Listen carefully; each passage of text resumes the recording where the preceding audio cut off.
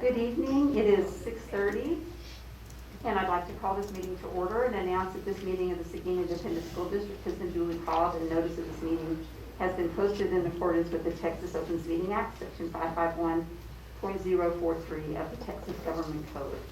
Mrs. Moreno is going to lead us in our pledges this evening.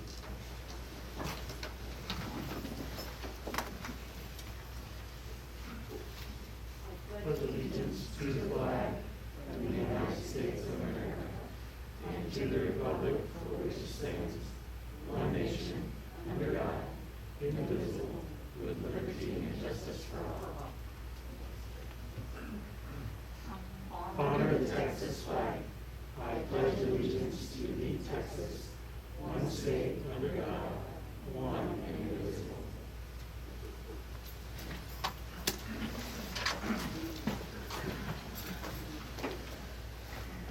I'm going to give us all a bit of time for a moment of silence and maybe extend it a bit so we can all stop to think about the state of our nation. Thank you.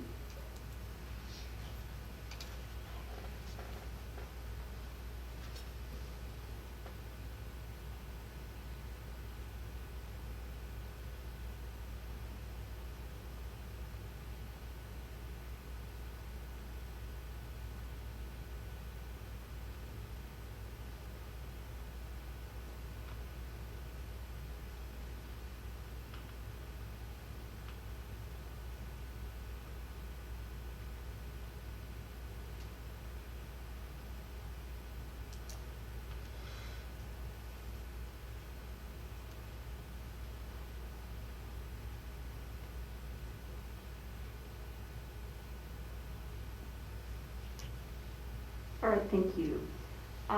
First up on our agenda are superintendent's announcements. Dr. Gutierrez. Good evening, Seguin ISD community. We continue to manage the impacts of COVID daily as it affects our students, staff, and families. However, our students continue to succeed in and out of the classroom. Theater arts. Seguin High School Theater Director Lydia Robles recently shared some great news. All three of our Seguin High School theater students who participated in the Texas Thespian virtual individual events were named as national qualifiers. These students performed a solo musical theater piece and were ranked by 3 evaluators as the top performers in the state. This is a tremendous achievement, especially considering the obstacles faced this year. Congratulations to Olivia Snyder, Jonathan Washington, and Georgia Nickel for this achievement. All 14 members of the Seguin High School varsity volleyball team were named to Academic All-District Team. Additionally, Taylor Bodie, Reese Britton, Ashley Aguilar, and Julie Cossian earned 26 5A1 honorable mentions, and Jessica Preslock received Academic All-State honors. Christy Stanley serves as our Seguin High School volleyball coach. A total of 30 Matador varsity football players were named to the Academic All-Star Team, All-District Team. 7 seniors collected all-state academic accolades, including senior quarterback Micah Rodriguez, who was named District Player of the Year. Marquis Washington, Tristan Moreno, Alex Concepcion, Daniel Gonzalez, Garrett Stiles were named first-team offense. Brandon Knox, Martin Ramirez, Marco Montemeyer, and Michael Martinez earned second-team offense. Alan Martinez, Ian Box, Urban Contreras, Corey Sines, Artestin Tusi, and Michael Cornelius received first-team defense honors, while John Michael Mata and Rashawn Dilworth are second-team defense. Honorable mention offense went to Kai Seidenberger, Harris Bruns, Caleb McCann, and Jervian Contreras. Jaden Franklin received honorable mention defense. Travis Bush serves as the Seguin High School head football coach. I know that Coach Stanley and Coach Bush take tremendous pride when our athletes earn all-district and all-state accolades, especially academic all-district honors. Congratulations to these student athletes. I wish them continued success. In cheer, hard work paid off for the Seguin High School cheer squad as the young ladies traveled to Dallas over the weekend to compete in the UIL state cheerleading competition. Out of 60 squads that competed, our Matadors took 3rd place. Taylor Winters and Suzanne Zink serve as Seguin High School cheer sponsors, and thanks to their efforts, Seguin High School is known as one of the powerhouse cheer programs in the state. Congratulations, Matador Cheer Squad. Tomorrow at 5 p.m. and Wednesday at noon, our Seguin ISD community is invited to participate in virtual town hall meetings. During the town halls, I will share information about an intercession calendar concept being considered for the 21-22 school year. Login details, including the Zoom links and passcodes, are posted on our homepage. Special thanks to the Chamber of Commerce. Last week, the Chamber hosted their annual award ceremony and centennial celebration virtually. I am humbled to have received the Servant Leadership Award. I tremendously appreciate the Seguin Chamber and everything that they do for our school district and the community. As mentioned earlier, we continue to monitor COVID cases and quarantines on a daily basis and are working with campuses to assess and respond. Substitute teachers have been limited in numbers some days, which adds to the challenge. We are hopeful that vaccinations will be available in the near future, but until then, our students and staff need to continue the great job they are doing of wearing masks, distancing, and washing their hands. Together, we will conquer COVID and return to a sense of normalcy. Public school trustees are those dedicated few who are elected to represent an entire community's education values. The beauty of public education is that its opportunities are open to everyone, and it's up to those who lead schools to ensure that all students are given everything they need to achieve and succeed. Among those leaders, our school board members stand out, putting in long hours and working for no pay. These dedicated servants strive day in and day out to preserve the dream of public education. By setting high expectations for student achievement, supporting successful teaching and learning, and linking schools with their communities, trustees empower students with the knowledge and skills they need to become productive, responsible citizens. On behalf of the staff and students of Seguin ISD, the leadership and service of Cindy Thomas Jimenez, Carl Jenkins, Glenda Moreno, Ben Amador, Denise Crittenden, Linda Duncan, and Alejandro Guerra is to be commended in honor of School Board Recognition Month. Thanks for all you do, and go Matadors. Thank you, Dr. Gutierrez, and I think I can speak for the rest of the board when it's always nice to walk by, drive by one of the campuses and see recognition on their marquee outside for the school board. All right, moving on to item 2, which is our recognition. The board and Dr. Gutierrez would like to recognize some of our staff and students and teachers. Somebody's going to get an award this evening, so Dr. Gutierrez is going to present that award. Always one of the highlights of our regular board meetings. This month's recipient of the Apple Award quietly yet efficiently puts forth a ton of energy into her work day in and day out. As a district, we pride ourselves on our fiscal responsibility and stewardship, and this employee has dedicated 33 years towards our financial stability. A graduate of Seguin High School, she is always cheerful and willing to help no matter how busy her schedule is. Please help me in congratulating this deserving recipient of the January 2021 Apple Award, Seguin ISD Budget and Accounting Specialist, Sally Eckert.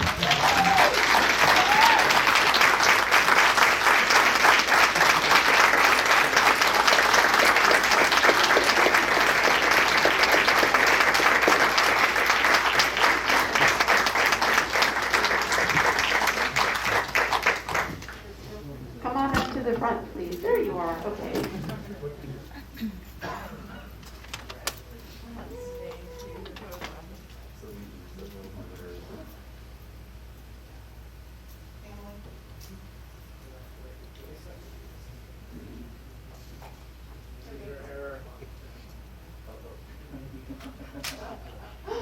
You're in the picture. You got more coming, Sean. That was good.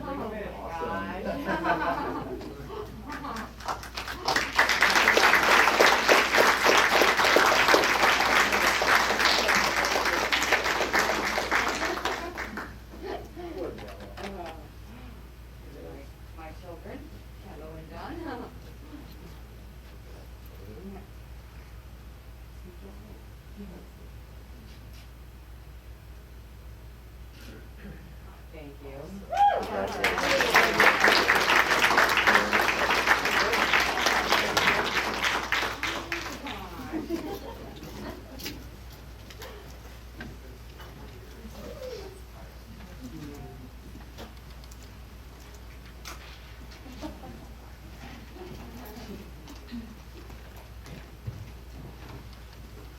All right, it's always such a joy to see the family members sneak in, so congratulations.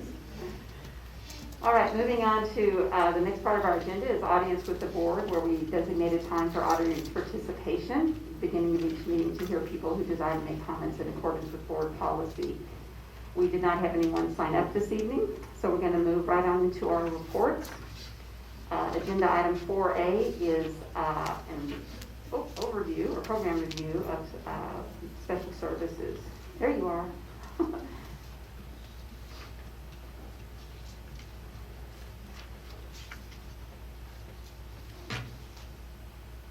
We have our director of special services is Halsey Martin Dean, and I see a lot of her staff is out there as well. So we thank y'all for being here this evening. And I'd like to recognize my staff. Special ed is a huge undertaking, and I really appreciate them coming in tonight to be recognized, because these ladies and gentlemen work very hard. We're an army of staff out there serving students on the campuses. So here with my department, if you'd stand up. You can't make all of that.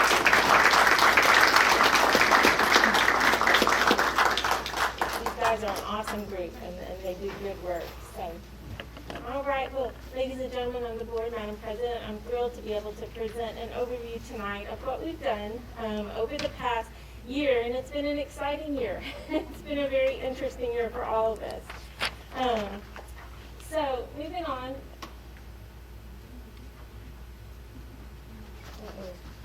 This is actually last year's presentation.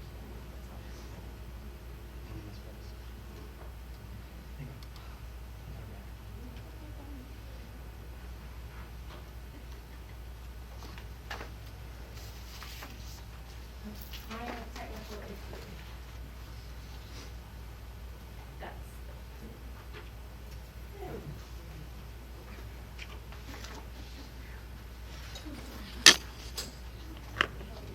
When I find enough a way to let down my mask, is it safe? With that, okay. It's very hard to talk and to be heard with the mask. All right, here we go. All right, so this year in our special education program, we have 875 students enrolled. That number is going up and up significantly each year. So that's a good number of students that we serve. So we offer a wide variety of services and supports at the campus, including learning facilitation, what we used to call inclusion, resource classes, specialized setting support for English and math, essential academics was what they used to call life skills, and then our behavior support programs are plus. In addition, we have the Seguin Works Transition Program, which serves our students who are 18 years of age and older in transition programs, which means we're helping them transition to life outside of high school to get skills and different things that they might use on the job or in home living, community living, things like that. In addition, we have one student that served in a residential facility who will be graduating, aging out in May of 2021. And we have 6 students that we serve in our regional day school program for the deaf. We transport these students to Hayes CISD. We have a limited partnership with Hayes, so they can have the interpretation services, the sign language services. We have a cluster site where we partner with several school districts to provide that very specialized service and support to these students. It's a fantastic program, and our students are doing well. So we really provide the full continuum of services in special education, including speech therapy, individual counseling, physical therapy, occupational therapy, auditory services, visual support services, and we provide in-home and parent training to parents that may need that type of service or support. So we have a lot of things going. We got a lot of irons in that fire, so to speak. So this year, during the middle of the pandemic, special ed goes on and on. Even at the Washington level, they have said that IDEA, that free appropriate public education, cannot be changed or altered by the simple fact that there's a pandemic. So we are obligated to provide the same level of services and support that we always have. So we've had a couple of monitoring events, typical, normal, nothing out of the ordinary. Our typical monitoring that we have every year is the RDA, Results Driven Accountability Monitoring. So that occurred this year. A little bit later than usual. We were kind of skeptical what they were going to do, but we did get our ratings and results. And then in September of 2020, we also got tasked with conducting a desk review from TEA. And I'll talk about each of these separately. So the results-driven accountability results, this is based on the scores from 1920 school year. We get the results in the fall of 20 and then work on them over this year to understand what they mean and how to improve. So we got a rating in special education of a 1, a determination level of 1, and that's ranked from 0 to 5. So a 1 is a great score. Our previous results had been a determination level of 3, so we had significant improvements in a lot of areas actually. Special education is a very highly rated program. We have 18 indicators that most of those indicators are further broken down into the areas of ethnicity, which there are 7. So that is about close to 100 different indicators that we're rated on in special education alone when you look at all the factors that add up. So it's a lot. We're highly monitored. We don't have to worry about being monitored.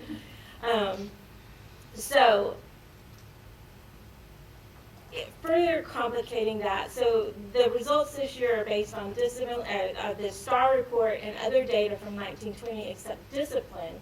The discipline data is 2 years lagging, so it's from 1819.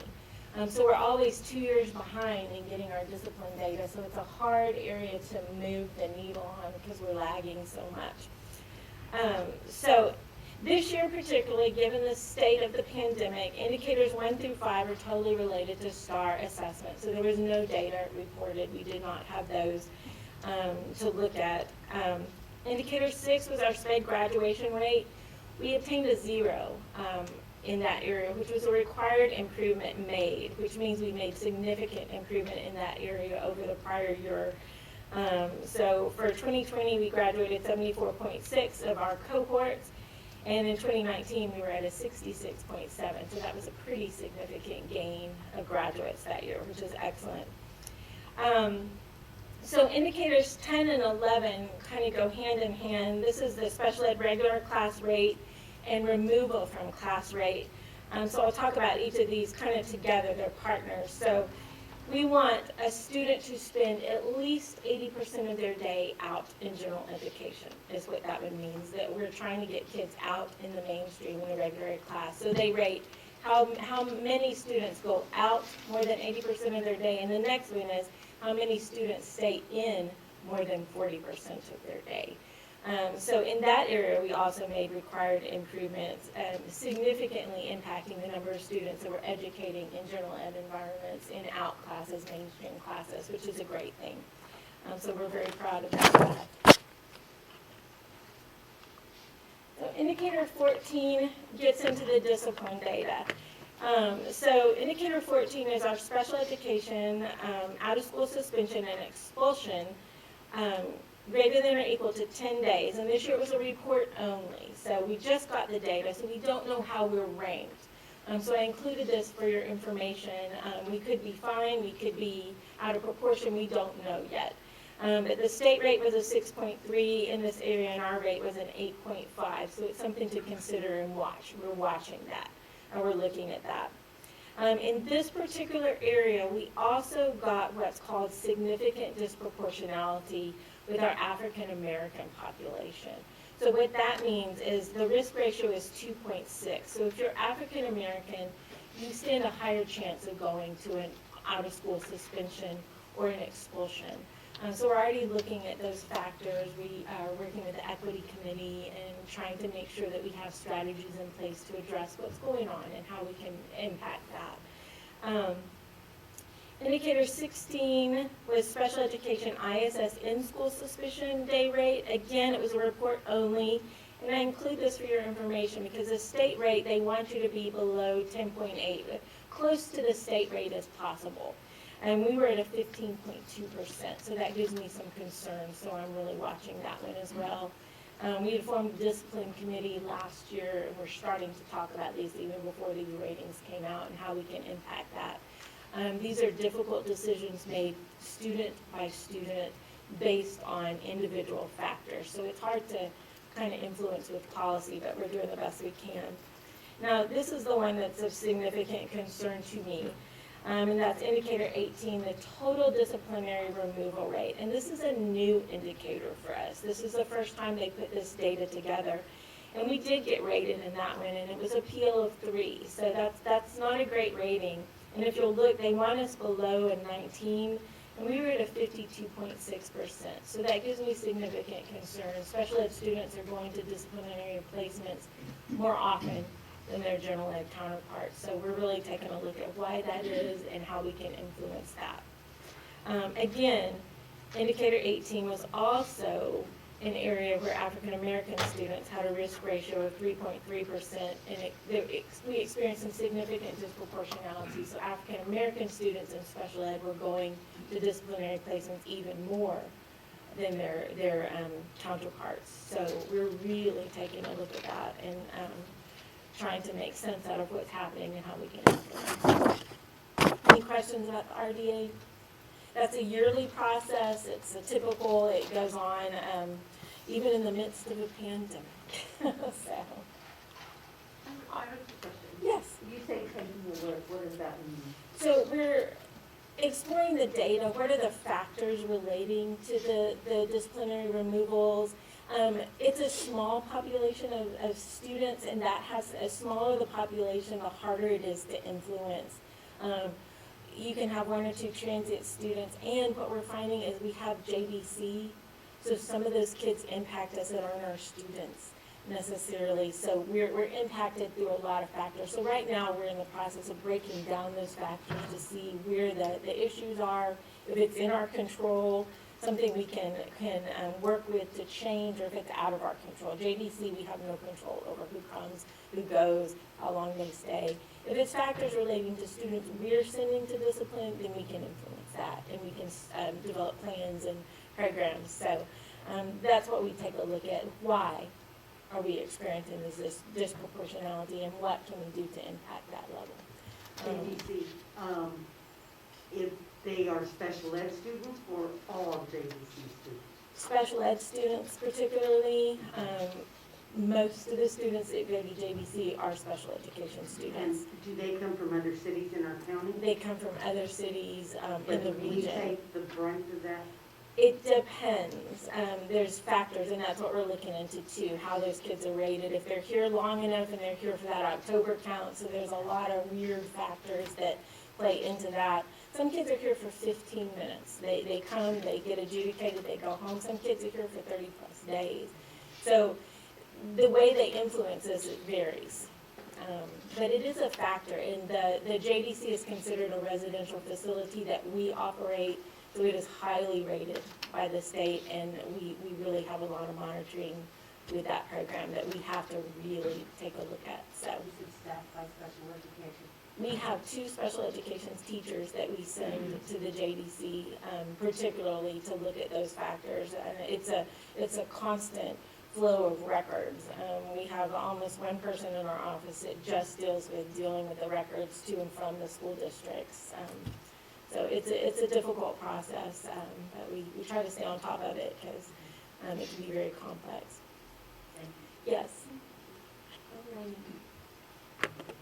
Okay, so our desk review, this was a new process to the state. TA has started these desk reviews, and it's based on the RDA results that we received in the spring of 2019, which is not the 1920, that would have been the 1819 results, so that's a typo there. This process was initiated in March of 2020, but suspended due to the pandemic. So we sent got a letter in March that we were going to undergo this process, and very quickly thereafter received a letter saying, no, stop, we're not going to go through the monitoring right now. But we got the letter in August saying we decided to pick up the desk review, so we completed the process, but it was based on the data from our prior year's RDA. So they had us submit a random sample of folders, 15 areas related to indicators of concern for Seguin ISD that they handpicked based on our 18-19 RDA results. And we had to send folders that represented students in each of the areas. So each folder we sent may have been rated on 20 to 30 different factors that TEA was looking for as they reviewed these folders, including the star passing rate, the disciplinary removal rate, that was of concern, things like that. So the strengths that they noticed were we had a comprehensive intensive program of instruction and plans and detailed service logs documenting services students received, which is excellent because these were items that were on our previous year's RDA corrective action plan. So we had made significant improvement and corrected many of the issues that they had found when they had done a site visit. The concerns, one student had an IEP goal that they were not happy with, that they felt was too similar to the years prior, but that was one student and they said it was not systemic. So they asked us just to hold an arm with that student and correct that goal. And then they found 6 students' IEP were lacking a description of how student progress would be measured. They felt that was systemic and asked us to write a corrective action plan for that one indicator. So the prior year, we had undergone a monitoring, and they had found 7 major areas of systemic noncompliance. So this was a major difference, and we were quite pleased. And in fact, the lady, it was about a 5-minute phone call with the TEA lady, and she said, congratulations, you guys did well. So we were very, very pleased with that. And in fact, the corrective action plan is very minor, it's very small. It came down to a glitch, a box that wasn't checked in our IEP report writer that we have corrected, we've done training on, so we feel very good that that's addressed. So the desk review will go on. Any district rated a 2, 3, or 4, or 5 in the overall RDA rating could be subject to a desk review at any time. It's a standard process that they're going to. So, all right, questions about the desk review? All right. So we completed the corrective action plan. It's focused on training staff and administrators, reviewing our policies and procedures, which we've done and are submitted to TEA already. And we have a year to complete the activities on the CAT that I think will be done within the month, actually. So, all right, so the good stuff about special ed now. Our program highlights our Seguin Works transition program. We were able to purchase for them a print shop, especially designed equipment designed to be used by individuals with disabilities, touch screens. It's a wonderful suite of products that we purchased, and they are running and operating a print shop. And I think they just won the bid to complete our benchmark assessments for the district.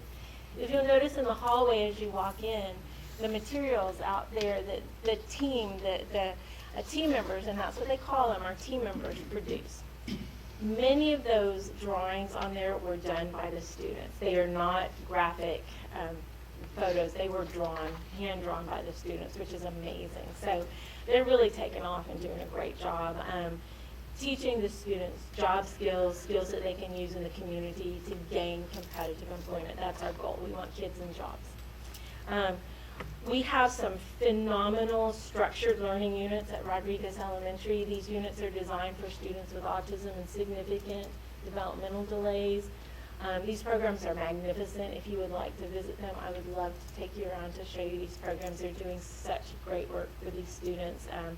Systems of organization and learning supports are fantastic and phenomenal. We've got other districts coming to view these programs. They're so great. Our PLUS behavior programs, we're in our 2nd year of PLUS. We're really seeing a turnaround in behavior and discipline. The PLUS programs are working at the elementary campuses. We also have them at Barnes and at Breezy, and they're doing great work. Region 20 approached us this week about bringing other districts to visit our Plus. They were instrumental in working with us to design and develop the Plus model.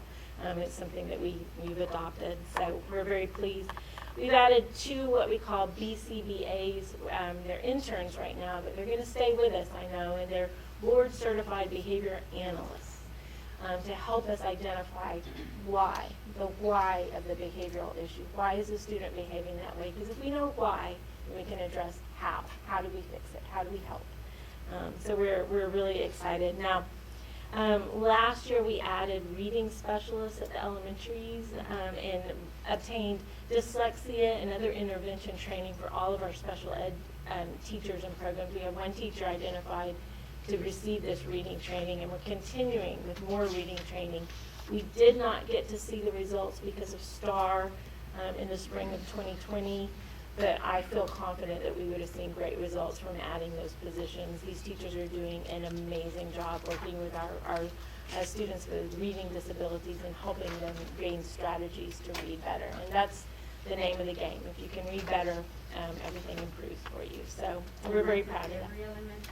Every elementary got an additional support person to provide reading support, trained in dyslexia and other techniques. Yes. Stand for Plus is positive learning, understanding, and support. So, There's so many acronyms. Special ed is one big acronym. So yes, but it's been a great program and it's really taken off. It's going well. So this last year we had the additional challenge of COVID. And COVID has been an experience in flexibility. So some of the things we've added to special education to help ensure that our students get services.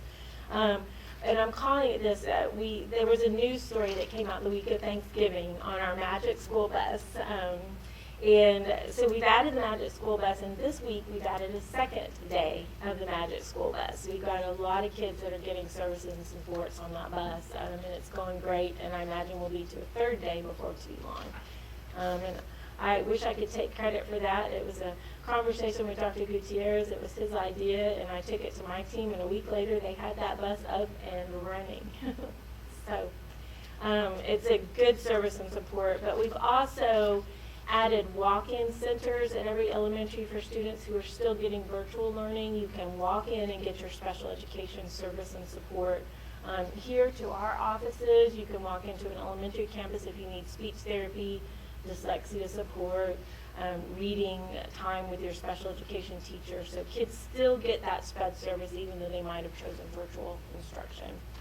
And then our behavior unit for those kids that are virtual. Behavior is about interacting with people. It's hard during COVID. So we've initiated Fun Fridays once a month. They're outdoor activities where the kids that are in virtual learning that might need social skills get together.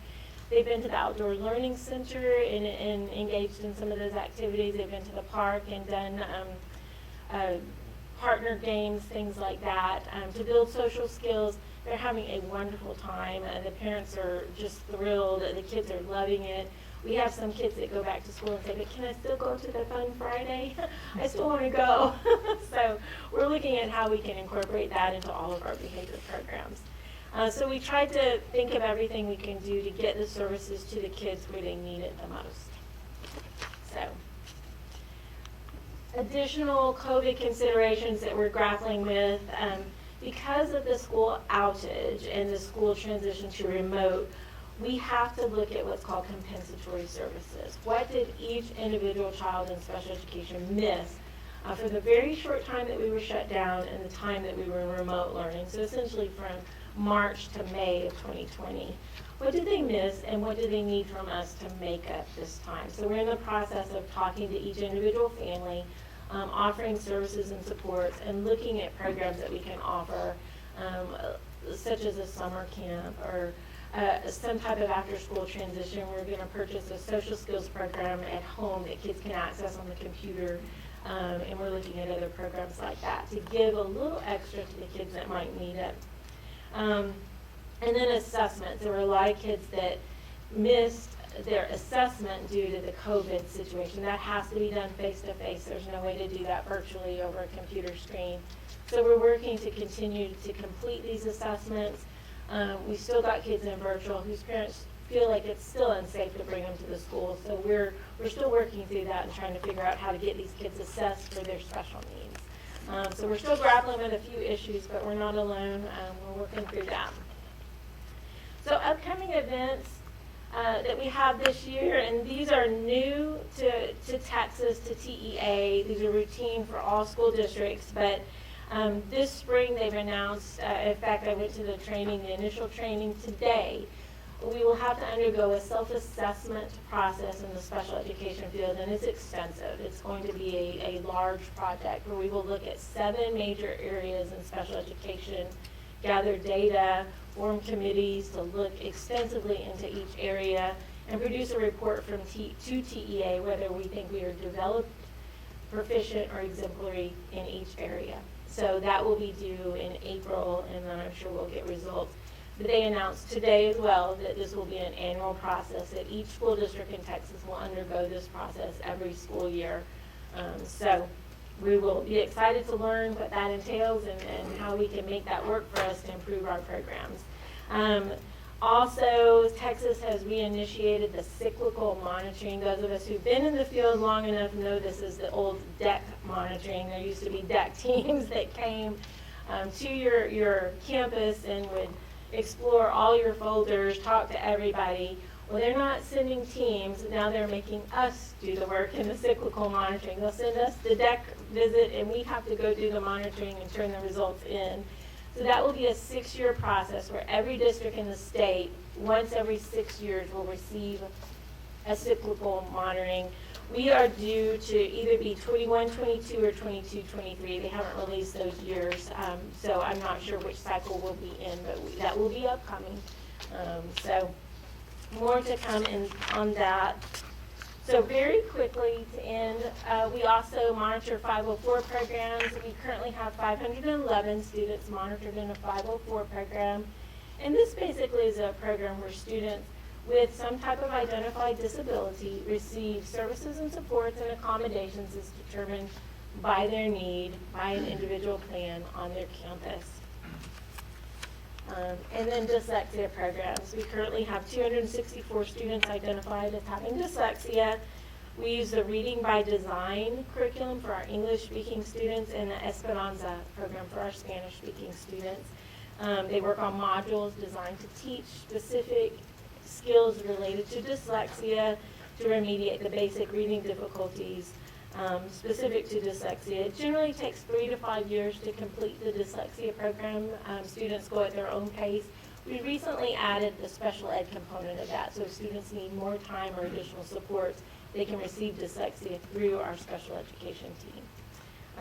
So students are screened for dyslexia at the end of kindergarten and the end of first grade, but then tested individually to see if they qualify for the program. So the screening gives us an idea of who to test. So, and that is the gist of my presentation.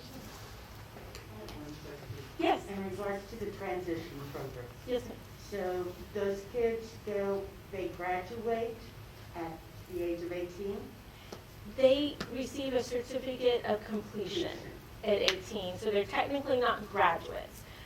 They're continuers. Okay, all right. And so then they're also counted in our accountability? They are, yes. Now, they've completed all the required STAR testing, but they are in that cohort for graduation. But they are given an extended time to complete. In special education, you can stay through your 22nd birthday. So there's a special code we give to these returners. So they don't count against us. That first year, I'm old enough, that first year that they allowed us to do that, those kids all counted against us. And we were like, oh my gosh, this is horrible. But they fixed that, so we don't get a ding for our kiddos who don't complete within 5 years. And they need it. It's a great program. Yeah, it really is. If you're in the dyslexia program, are you considered to have a 504, or is it separate? You can be. Most of our students in dyslexia are also in the 504 program. Some are not. That's an individual decision made by their committee, respectively. So are those numbers different than 504 includes most of the students with dyslexia. It's inclusive, yeah, it's not a separate, it's not, so. But not everybody who's identified as dyslexia is in 504. Very few are not, but some. And like I said, those are individual decisions based on many, many different factors. Any other questions? Mr. Aguirre? So the first assessment that you mentioned where they pulled 6 random files, does the district do that anyway at random throughout the year? We actually review, we have a self-monitoring system where we review the ARDs that come in almost on a weekly basis. We review randomly from each campus a certain sample of ARDs we have a checklist, an ARD checklist. Some of these ladies back here, their job is that's what they do, is review ARDs. And especially if there might be, in one folder, one ARD, there might be 300 different compliance indicators in that particular ARD. So we developed a checklist where you can kind of go through and just hit the highlights. So we try to do as much self-monitoring as we can. Thank you.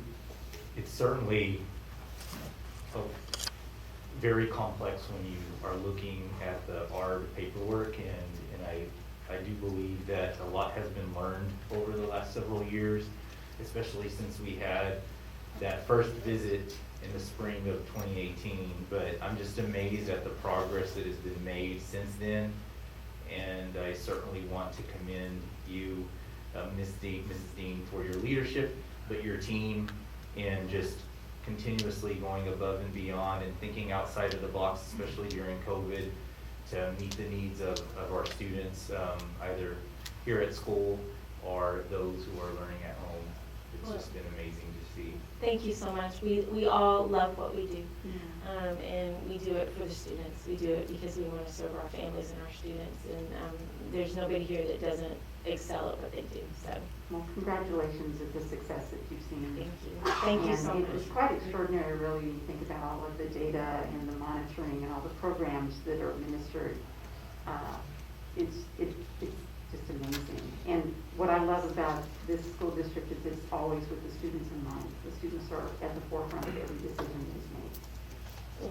We do our best to consider the student need at all times, and So thanks to all of you back there for all of your hard work. thank you so much. Thank you. All right, next up is, we'll be going into closed session pursuant to the following sections of the Texas Opens Meeting Act. Section 551.071, 551.074, and 551.129, which is consultation with legal counsel, including possible telephone consultation with legal counsel as necessary to address legal concerns, implications, and answer any legal questions regarding posted agenda items. Also pursuant to Texas Government Code Section 551.074 to discuss personnel matters, including appointment, employment, evaluation, reassignment, duties, discipline, or dismissal of an employee, and to discuss discussion regarding Deputy Chief Operations Officer. It is 7:13. We'll be going into closed session. We'll give you all a little bit of time for a break if you need it. So we'll try to meet starting at about 7:20. All right, it is 7:56, and we will now resume our board meeting. And first up is possible action on professional personnel, including appointment, employment, evaluation, assignment, duties, discipline, or dismissal of a public employee. Madam President, I move for approval on the hiring of the discussed employee for this evening. Okay, for the Deputy Chief Operations Officer. Thank you. I have a motion. Do I have a second? Second from Ms. Duncan. Any further discussion? All in favor, raise your right hand.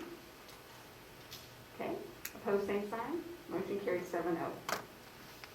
All right, next up in our, Mr.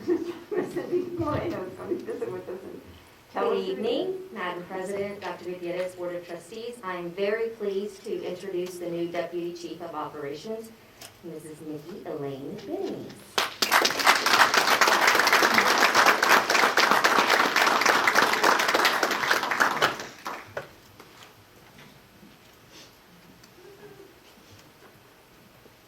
Well, good evening, Board of Trustees. Dr. Gutierrez, I would like to personally thank you. Thank you very much from the bottom of my heart. I am so excited and thrilled to continue this amazing journey that Mrs. Legore has already set. I am super, super excited. If I could come hug you all, I would. You all, I believe you all know me, but if you don't, please know that I am the #1 diehard Seguin ISD fan. This is my home. This is my community. I love this district. And you will not find anyone who works just as hard and has that same love that you all. I'm appreciative of this man right here for the support and encouragement that I have had from the day one that we've met. I would like to publicly thank Mrs. Cindy Moreno for taking me under her wing and showing me so many different aspects of the department. We have an amazing team right here, and it starts with him.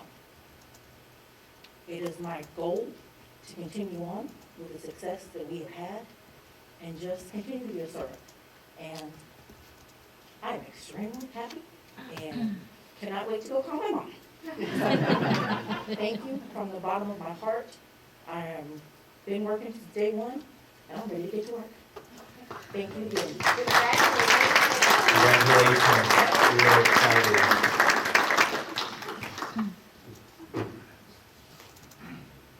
Ms. Legore, we're sorry to see you leave, but I think you've got somebody coming up behind you. It is bittersweet, but I'm very glad that it's Nikki Biddings.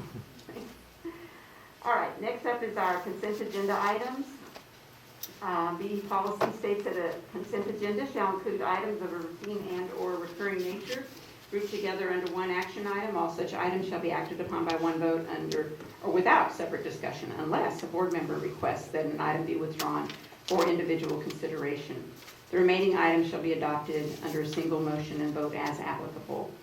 For 7A, we have approval of board minutes for the public hearing December 15th, 2020 and regular meeting December 15th, 2020. B, approval of tax collection reports for December 2020. C, approval of proposed budget amendments and financial statements for November 2020. D, approval of donations received December 2020. E, approval of district-wide maintenance for vehicles, parts, and services, which is RFP number 2101. F, approval of district-wide plumbing systems maintenance equipment, parts, and services, which is RFP 2103. G, approval of district-wide special education services, RFP 2105. H, Seguin ISD resolution regarding the Office of the Governor's Truancy Prevention Grant. I, information regarding the purchase of a copier lease agreement for Seguin ISD from Toshiba Business Solutions through the DIR Purchasing Cooperative. J, information regarding the purchase of the Let's Inspire Innovation in Kids, which is a TCU program called LINK project for Seguin ISD from Texas Christian University. And K, Public Information Act request for December 2020 through January 2021. Does anybody want to pull any of those items for individual consideration? Not, do I hear a motion for approval? Thank you, Mr. Guerra. Okay, I have a motion from Mr. Guerra and a second from Mr. Amador. No further discussion. All in favor, raise your right hand. Keep them up. I can't see these things are hard to see through. Got it clear. Okay. Opposed, same sign, and motion carried 7-0. Thank you. All right, next up are our action items. And first up, we have item 8A, which is approval of the comprehensive annual financial report for the year that ended June 30th, 2020.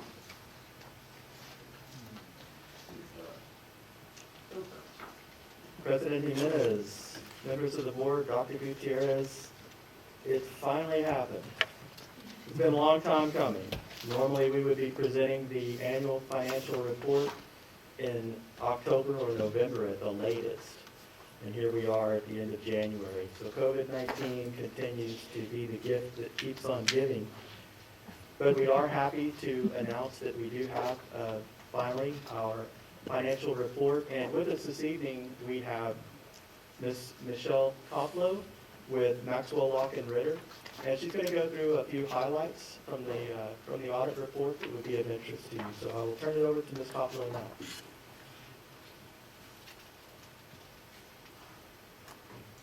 Thank you. Good evening. So as Tony mentioned, I'm here to present to you the comprehensive annual financial report for June 30, 2020. So a little old information for you guys, so we'll run through it quickly as always. The format of the audit report is the same as it's always been, so there's a layout of the outline there for you, but it's consistent with prior years. We are once again issuing an unmodified or clean opinion, which is the highest level of assurance that we can provide. Here for you is a quick summary of the fund financial balance sheets. So your total governmental fund balance is $63.2 million. Of that, 29.8 was unassigned to the general fund, which is about 46% of general fund expenditures. And we'll just point out that that's in line with TEA guidelines and the district's internal policies as well. The general fund balance increased by $350,000 for the fiscal year ended 6/30/2020. Your budget, you came in under on expenditures and all of your functions were within budget. Just a couple of other highlights on your investment policies and compliance with requirements, and the investments themselves are in compliance with the policy.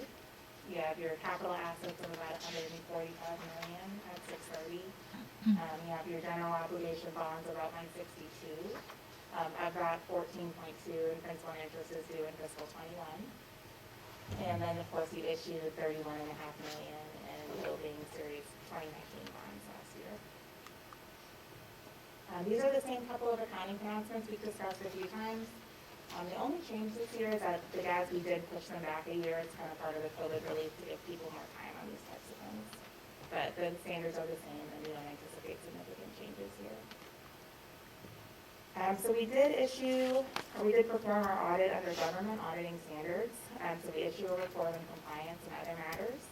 And so our report contains no material weaknesses, and we didn't identify any reportable instances of non-compliance. So if you want. So we also test major federal programs each year. And this year we tested Child Nutrition and Education Stabilization Fund. As Tony mentioned, this is the reason for the delay, is that guidance came out right around Christmas time. So Merry Christmas to us. And then we figured out how to test it, and that's why we're doing now in January. But we did complete that testing and issue an unmodified opinion with no material weaknesses on those programs as well. The schedule of federal expenditures of federal awards this, of course, lists all of your federal expenditures for the year, which was about $9.3 million for 2020. And of that, $630,000 roughly is attributable to that ESSER program. So we appreciate all of the hard work and help from Tony and his team. We had an uneventful audit other than the delay, which was not, on any part of their team. No difficulties, no material misstatements. So, all in all, good year. Any questions? Any questions from any of the trustees? Thank you, Michelle. And thank you for giving us that report. Do I hear a motion for approval? Mr. Amador, second. Anybody? Ms. Crittenden? No further questions? All in favor, raise your right hand. Opposed, same sign. Motion carries 7-0. Thanks for all the hard work on that. Okay, next up is item 8B, which is approval of the unassigned fund balance compliance requirement for the year ended June 30th, 2020. Mr. Hilbert. So now that we have the comprehensive annual financial report complete, we can perform the test that establishes available fund balance in compliance or in excess of what is required according to local board policies, CE local. And that policy, what it states is that unassigned fund balance needs to remain at a minimum of 20% of your operating expenditures for the prior year. And so we like to wait until the audit is complete so that you know that we're doing this calculation based on what the auditors are saying are the operating expenses for the prior year. The key word being operating expenses. We're talking about only the general operating fund, and we're talking about expenses applicable to operations. So what that does not include are purposeful expenditures associated with the assignment of fund balance during the course of the year. So during the course of 1920, the district had normal expenditures, paying the light bill, paying the wages. But we also had one-time expenditures for which we came to the board and said, is it okay if we spend X amount of dollars for this specific purpose? And if you said yes, if you approved of that expenditure, it was not funded through local revenues or operating revenues. It was funded by taking dollars out of what was fund balance at that time and then expending them. And so what that does is it pushes your expenses up, and you've got to back that down to look at what are your operating expenses if you hadn't had those fund balance expenditures during the year. So I want to establish, that's why we do this test. We back out the one-time expenses so that we're just looking at what are your operating costs. So as you move down from the top of the screen, I know it's hard to see, but what we're starting with, I got a little pointer here, my own pointer. I've been accused of having fumble fingers with this pointer, so I'll use my own today. There we go. So I'll just kind of try to point you guys to the area because it's a little difficult to read. But you'll notice that we start with the beginning fund balance number right here, this $31,180,000. You can find that in your audit report. It's actually the report title is C1, and let's see, don't have the page number, but my guess is it's somewhere around page 30. But anyway, in the upper right-hand corner, you'll find the C1 reference. And when you look there, you'll see that this is the fund balance that was available at the beginning of the year, $31,380,000. And then you'll recall Ms. Koplow was going over the revenue and expenses for the year, and the result of fund balance, there was that additional $350,000 that was added to fund balance during the course of the year. You'll see that spelled out in a little more detail as you look at these next two lines right here. That's your revenue, less your expense, and then that gives you the result of operations plus some additional financing sources that came in. That was as a result of some reimbursements from the bond program that were reimbursements from prior years funding through the general operating fund and then getting reimbursed from bond dollars. So at the end of the day, you've got this $31,737,598. That's your overall fund balance in the general operating fund. But then when we look at fund balance, there are certain requirements from the state, from the IRS and TEA that say you have to obligate certain things for certain reasons. And so we have to back those out of that available fund balance. We do that by earmarking costs for inventories as well as other prepaid items. Those things back down your available fund balance. We also, during 1920, as a result of the 86th legislative session, Seguin ISD received an allotment from TEA for early education allotment. At that point in time when we received the dollars, the plan was, and still is, to have district-wide pre-kindergarten available. But it takes time to implement that. So at the time those dollars were made available to the district, we asked for a waiver from TEA, and they granted that. But and then they go ahead and fund us. They gave us the allotment, and we're obligated to spend it on expenditures that will comply with the early education prerogatives. One of which is the pre-K program, the district-wide pre-K program. There are others, but we have to earmark those dollars out of fund balance so that they can't be spent for any other purpose. And then we're working with the LLS team to come up with ways to make sure that we spend those appropriately, those dollars over the course of this year and possibly next as well. So that buys down fund balance to some extent. And then you'll recall in June of this year, when COVID hit, there was a push for us to make an additional purchases for distance learning technology and trying to get us closer to that 1-to-1 ratio that Mr. Lewis is often referring to. That was a $620,000 request for fund balance. We did that in June. Our fiscal year ends on June 30th. We spent none of those dollars in the 1920 school year. What we could have done right now is ask to reassign that next year. But instead, we spoke with our auditors and just said, let's put it on the financial statement. And so if you actually look at the C2 schedule, you'll see that assignment for $620,000 sitting there. And so what that is telling you is that according to the audit report, those are assigned dollars for that purpose. And we'll spend those over the course of the next school year, or this school year. And so what that does is leave us with a fund balance that's unassigned of $29,802,591.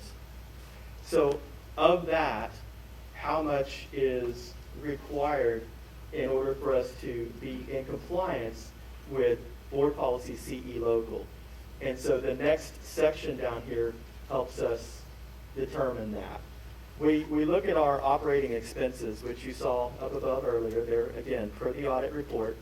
We're backing out a couple of things, as I've discussed. The 1920 QZAB payment, that's $665,000. We come back to the school board every year and ask for an assignment for that. We'll do that again this year. So again, that's a fund balance assignment item, so it comes out. It's not an operating expense. And then the other $1,691,250 is an aggregate of all the other fund balance assignments that we came to the school board requesting over the course of the 1920 school year, with the exception of that $620,000 that we just discussed, because that remains in assigned fund balance as we move into the 2021 school year. Okay? So when you back those two amounts out, you're going to reduce expenditures as reflected in the general fund on the audit. You're going to reduce that by $2,356,250. You're going to reduce that down to get to what are your real operating expenditures. If we didn't have any fund balance assignment associated expenses in the 1920 school year, what would Seguin ISD have spent for its operations out of the general operating fund? And that would have been $62,858,114. Okay, that's what we would have spent for operations. 25% of that is the requirement to establish the threshold as per CE local. So that would mean that we would have to keep $15,714,529 in unassigned fund balance. You can't dip into that. But anything you have in excess of that, the board has the opportunity to spend on appropriate things for fund balance. And so when you compare that $15 million to the amount available, $29,802,591, you'll see that there are $14,088,063 available to the board to use at its discretion, obviously, being responsible. But I want to establish that so that as we move into some things, you kind of know where the district stands in terms of available, unassigned fund balance. Happy to answer any questions.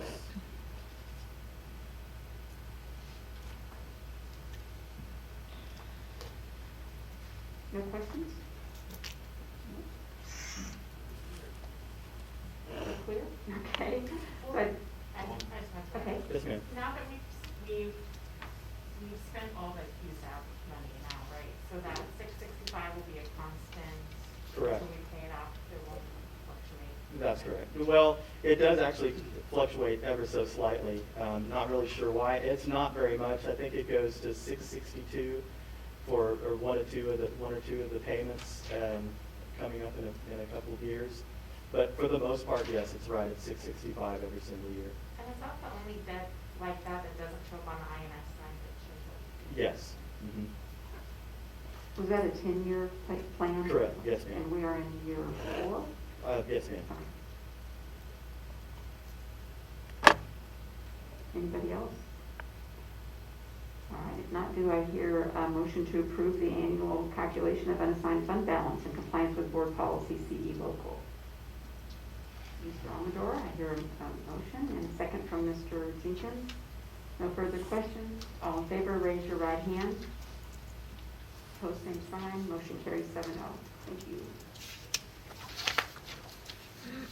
And next up is item 8C, which is to adopt a resolution for the assignment of fund balance. Yes, and so now that we have established that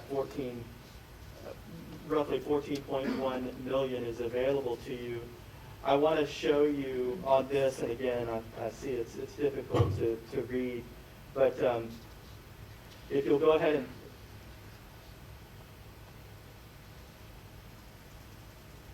there you go. So you'll notice, thank you, Mr. Lewis. You'll notice that these first 9 line items, all of them in parentheses read 1920 roll forward, every one of those.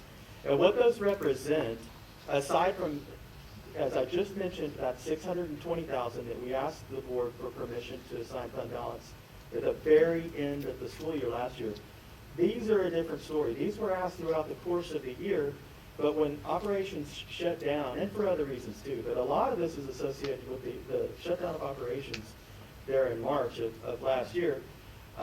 There were multiple reasons why we weren't able to fulfill what we had hoped we would do and spend the dollars for the purposes reflected here. So one option that we had was to take what was left and put it in the actual formal financial statement, just like we did with that $620,000. But the reason we chose not to do that is because in some of these cases, the amounts that we're asking to carry forward are not the same amount that was requested initially. For the most part, the amounts, well, in every situation, it's either the same amount or less. And the reason it's less is it could be that they spent part of the money to accomplish part of the goal, but not all of it. And there are also some other cases where the money wasn't spent, but the plan at that time was vacated. And so, for example, Destination Imagination Travel, $50,000. Well, that didn't happen last year at all. But we're asking to reassign it. That doesn't mean we're going to spend it this year, but we want to earmark the dollars in case the opportunity does present itself. And if it doesn't, we'll ask to do the same thing in the following year. So each one of these cases where we have the 1920 roll forward, it's associated with operations from the prior year. We're just asking that you reaffirm that it's okay that we spend the dollars out of fund balance, just as if we did before. So you can read each one of those, and they should be somewhat familiar to you. But what we're asking for that is new, of course, we just talked about the QZAP payment, the 2021 zone academy bond payment is what we're requesting for $665,000. Also, you'll recall that a few months ago, we gave Dr. Gutierrez permission to go to a public auction and purchase land right next to Ball Elementary. And we did that at a cost of $29,000. Initially, we potentially could have asked the board for a fund balance assignment, but we didn't really know how much we would need because it's an auction and it could have been anything, something less or something more.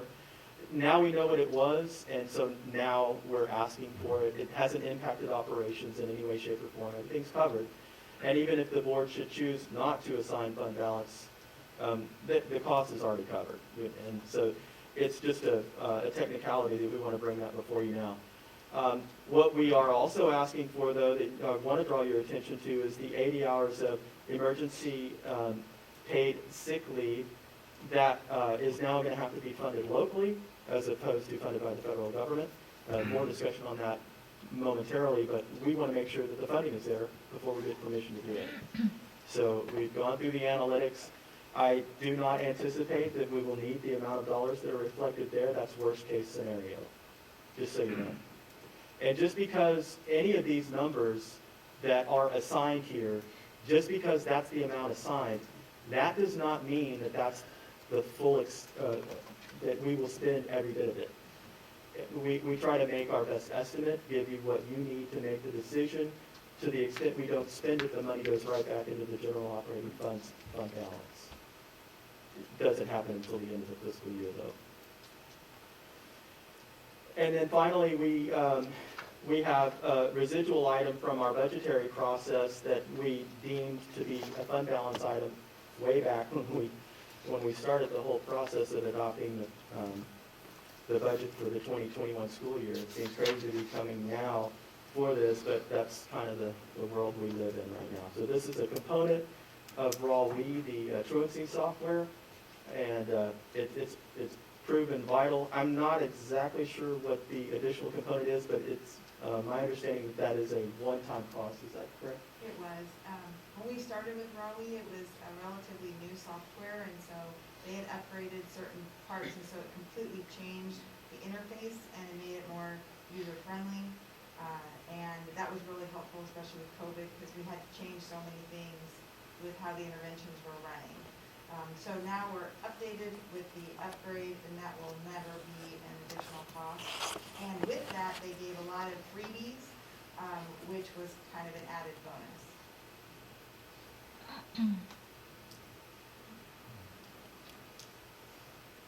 So 2.1 million is our request for fund balance assignment at this time. Any questions? Denise? I just want to make sure I understand and that people out there understand. So we had said, okay, we're getting the mariachi uniforms for the middle schools. We didn't get to spend that money because everything shut down. So they don't have their uniforms yet, and now we're just sort of reapproving the money so they still get their uniforms. Well, to kind of expand on what happened mariachi, this is a residual. They did get the uniforms for, was it the high school? They got some of them, but when the COVID happened, that company ceased production. So they may or may not even need them this year because they were gonna be like for the sub-varsity kids at the mariachi, but they may not need the numbers, but we're still working on it. We may go ahead and purchase and have them for for the following year. Or the same like the library, if your school didn't get your new books yet, now you're gonna get your books. That kind of. Yeah, they're almost through expending that. The only thing that's really left is the high school still has some more, but we had made a plan for her. She was spending hers last just because of some other things going on, and pre-K is just finishing up there, so they've almost completely expended that dollar amount. And keep in mind, I know it's a little confusing, but the timing of this is really out of whack. Normally, we would have been coming to you in November, because that's when we do the audit. That's when we establish what your available fund balance is. That's when we go through what we didn't approve through the normal budgetary process, but identified as a fund balance expenditure, and we would have been asking for this. We've gone ahead, in most cases, as Mr. Lewis was just alluding to, and spent these dollars knowing that it's really just a roll forward, it's a formality. We want to get it on the financial statement so that you see it each month. Even if it is a consent item, the footnote disclosure is always there every month for you to see every single line item of fund balance requests that we've made. And these will go on that, starting next month. Any further questions? I just had a quick question. Yes, sir. Mr. Guerra?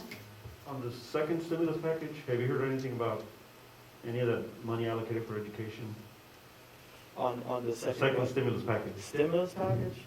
Well, they just passed. For leave, I think is what he's asking. I've heard a lot of rumors, but I don't have anything It's concrete. really just been rumors and rumor that it could work the same as it did the last time.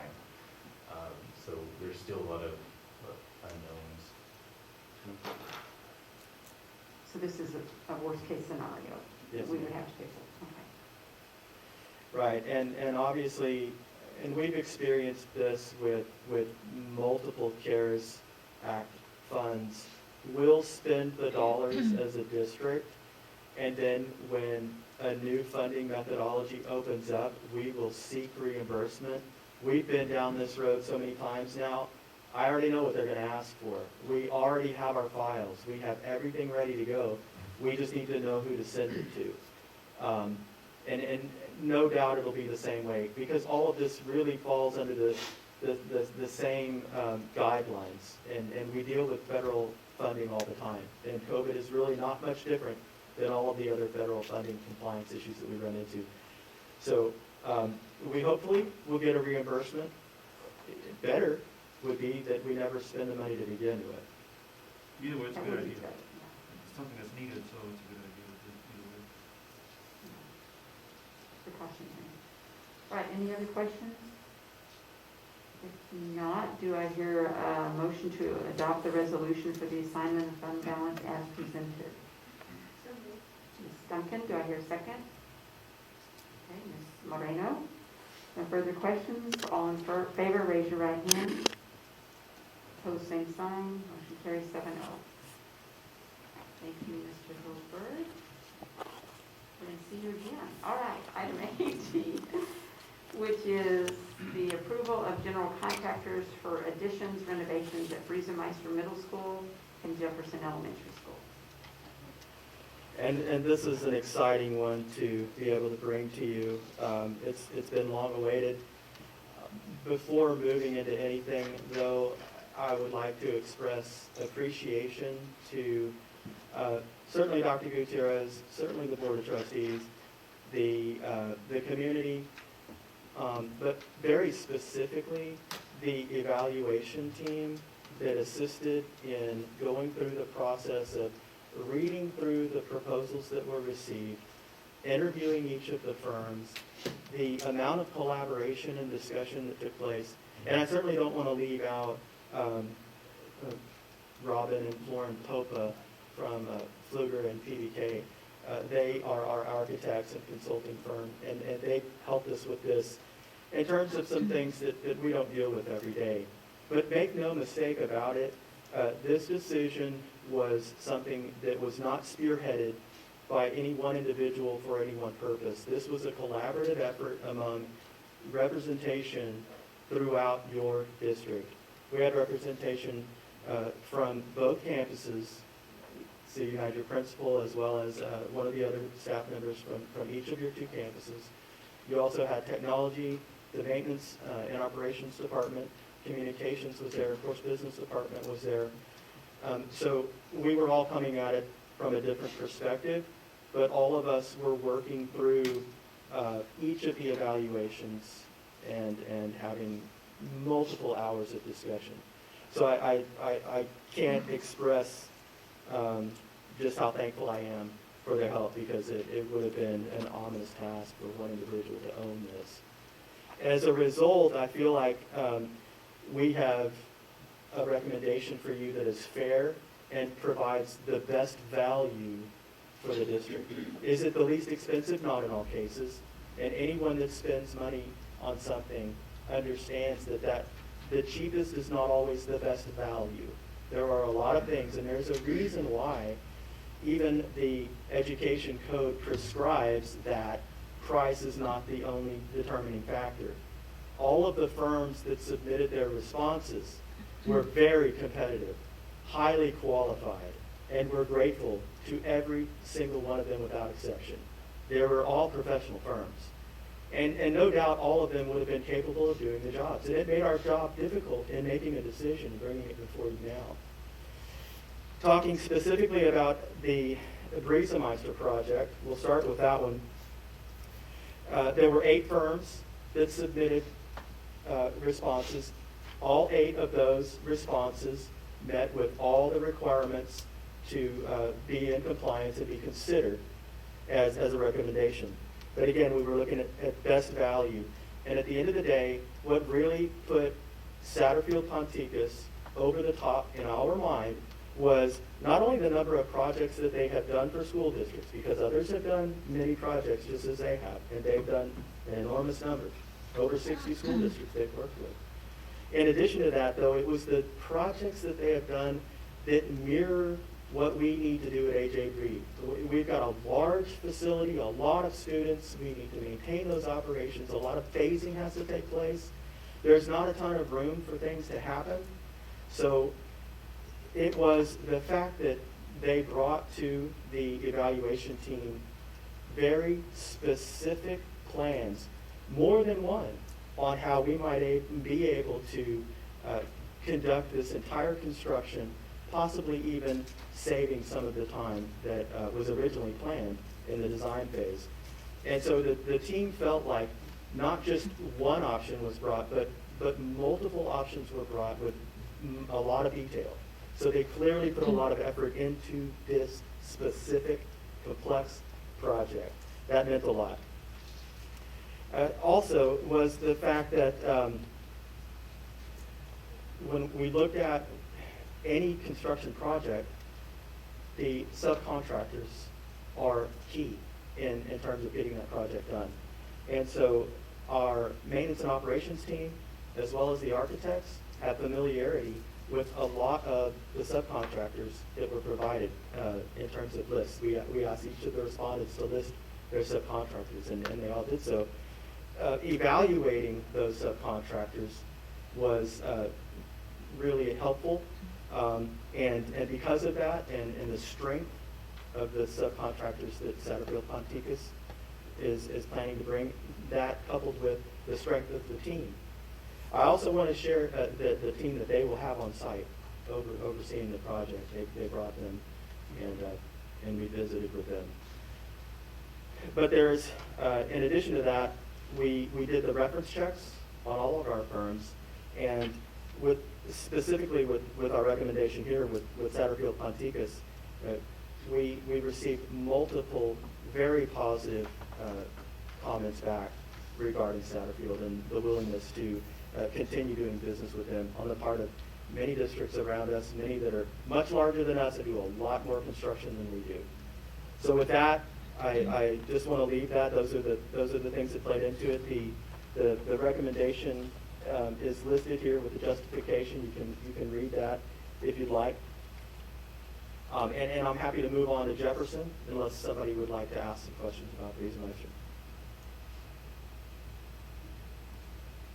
Okay, and so now with Jefferson, we are recommending that the Kaler Company be the firm that is chosen. And again, strength of familiarity with not only this campus, but all of the campuses at Seguin ISD.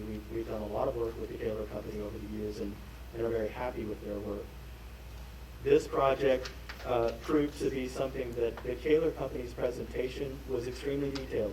That was what meant so much to us with the AJB project with Satterfield-Ponticus. The same is true for what Kaler Company brought in terms of what they planned to do for the Jefferson project.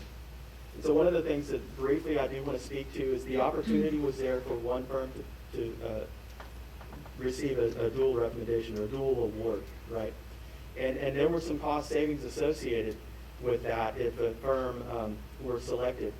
One of the things that we asked each of the firms, whether they responded to do one or the other project or to do both, was what did they see as the advantage to Seguin ISD? Why would we choose you as a dual awarded recipient? Or why should we choose you as a single award because you only applied to the single project? And when we were listening to the evaluation, the team was listening to the plans that were proposed by each of the respondents.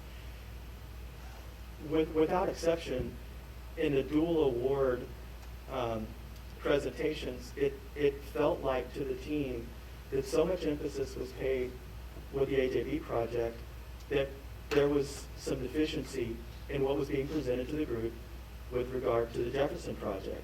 I said without exception, but that isn't true because that was the one thing that really put the Kaler Company over the top when it came to Jefferson. It was they had put some real thought into the plan for Jefferson. So then There are potentially some cost savings in terms of an administrative standpoint if you dual award. But we felt like you were going to get best value by a single award because it was very clear when they focused only on that project that they were giving you their best team for that project and that they were focused on that project. And the scores speak for themselves. They really kind of bear that out. The dual award was really coming up efficient in regards to what we felt like we would get for the money. So Tony, what I'm hearing you say is both companies were bidding for both jobs? No, Satterfield Ponticus only bid on AJB. Taylor Company did bid on both.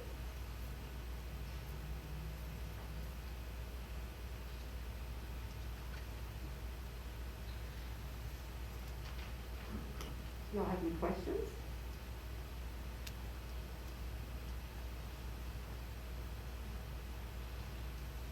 No questions? I think we're all ready to go with this project. We are ready to start moving. And I assume that they're going to start soon, correct?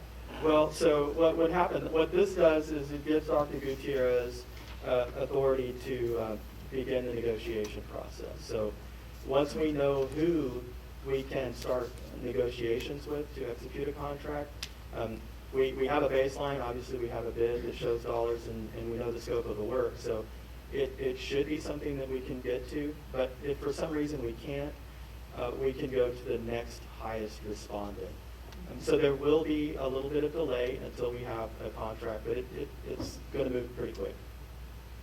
What's a little bit? Well, it depends on how many legal loopholes we run into with regard, the back and forth in terms the AIA contracts are not small, put it that way. But we've been through this already, and we've really refined the contract, and we also gave the contractor, the potential contractors, the opportunity to see the contract before they even responded. And I think that gives us a leg up, so that we all know going into this where we're starting from. So the dual contract, it wasn't contingent on getting AJB, maybe on just being Jefferson? Correct. Yeah, so each of the respondents had the opportunity to let us know which, or if they wanted to respond to both projects. That's why we did them as separate, distinct bids. And so if they wanted to do both, they would bid 2 times, one on AJB and one on Jefferson. And Taylor did that as well as several others. All right. If there are no further questions, do I hear a motion to authorize the superintendent to contract for additions and renovations at Riesemeister and Jefferson Elementary as presented in the recommendations? So moved. Oh, Ms. Moreno's got this one. And a second from Mr. Amador. If there are no further questions, all in favor, raise your right hand. Opposed, same sign. Motion carries 7-0. Tony, are Gilbert, any of the just- companies here present tonight? Yes, and I appreciate you bringing that up. So we have representation from both companies, Taylor Company, as well as Satterfield and Ponticus. I apologize for not knowing everyone's. Yeah, would you guys like to come up? Yeah, absolutely, come on up. Come on up and introduce yourselves, actually. So this is the team that are going to be. I will actually let them explain what their role will be. Thank y'all. Absolutely. Good evening. Good evening. Dr. Gutierrez, Madam President, board members. My name is Kalen Shearer with Satterfield and Ponticus. I want to thank you for the opportunity to deliver AJB Riesemeister Middle School additions and renovations. For Dr. Diaz, I'm really excited about it. We won't let you down, and we look forward to getting started very soon. Thank you very much. My name's Ken Smith. We're excited about the project. We got a great team that's going to build that project for you. We met several people here today. We already feel part of the community, so we're excited about the opportunity. So would you all be the two that are going to be on the project here today? We're not going to be here full time. We're going to be here a lot, working with we have a project manager and superintendent, and support staff that will be full-time on the job every day that we're here working with the district and the principal of the school. And Kayla and I just sit in the background and let those guys do their jobs, and they do it well, so you're in good hands. We look forward to meeting the team soon. Yeah, I looked up your work, I'm sure other board members did as well, and y'all worked on a lot of schools. So and this is a very special project to most everyone here, but especially this lady. She's former superintendent, principal at HAB. So, okay, that's it. And we know Taylor very well. Good evening, Ryan Flicky with the Taylor Company. Looking forward to the opportunity to work on the Jefferson Elementary campus again and with Seguin ISD again. Certainly appreciate the opportunity. Thank you for being here. And Mr. Hilberg, certainly thank you and your team and those who set in this very rigorous process. Just really proud of the process that we have in place to ensure that we get the best final product for our students. So thank you for those of you who were part of that, for being here this evening and being part of tonight's process too. Yeah, it's a huge responsibility, a lot of responsibility. Okay, moving on to item 8E, which is a resolution for extending paid sick leave for COVID-19 related illness, as Mr. Hilbert had referred to earlier. Good evening once again. As many of you know, the FFCRA, or the Family First Corona Response Act, required certain employees to provide their employees with paid sick leave and expanded family and medical leave for specified reasons related to COVID-19. These provisions were applicable from April to December 31st of 2020. While the federal provision has expired, the need in our district continues to exist. Seguin ISD has followed CDC and health department guidelines and have conservatively monitored COVID exposures throughout the district. Considering the local number of COVID-19 cases that have continued to rise from the holidays, our response is essential to keep students and staff safe. So in keeping with our established practices, we're asking that the district pick up literally where the federal government left off. So we're asking that the resolution please be approved. Any questions? I think we all feel pretty strongly about this. So do I hear a motion to approve the resolution to extend 10 additional paid sick leave days for Seguin ISD employees that are in quarantine or isolation due to COVID-19 exposure or illness?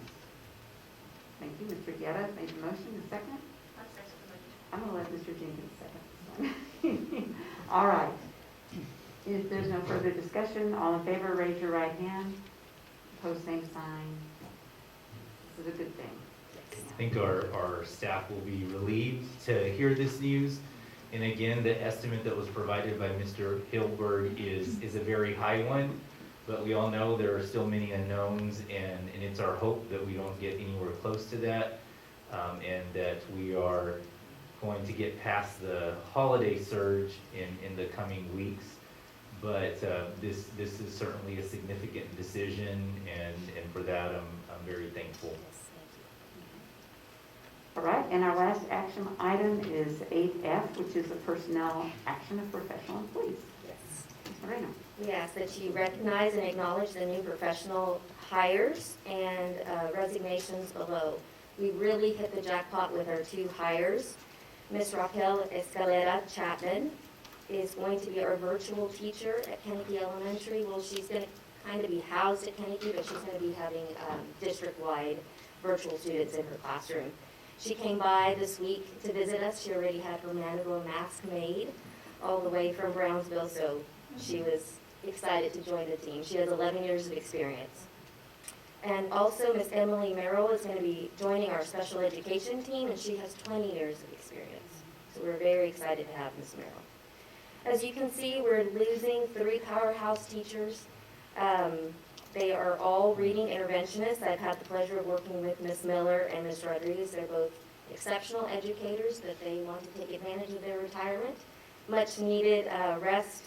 And so we look forward to celebrating their years of service this spring during our annual retirement banquet. Any questions? I'm interested in Miss Merrill. She's going to move here from North Carolina, so I hope she likes our summers. And our barbecue. Yes. And our Mexican food. All right, so do I hear a motion to acknowledge the new professional hires and the resignations as listed?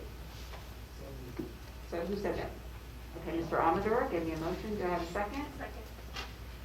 Ms. Duncan? Okay. All in favor, raise your right hand. Opposed, same sign, motion carries. Oh, thank you. All right, that is it for our meeting, unless any of the board trustees members have any comments or requests for Dr. Gutierrez and his team. No? Okay, do I hear a motion to adjourn? Mr. Amador? Do I hear a second? I'm gonna let Mr. Jenkins do that. He's been working really hard, y'all. I want you to know this man, he's a true hero. All right, all in favor, raise your right hand. We are now adjourned. It is 8:48.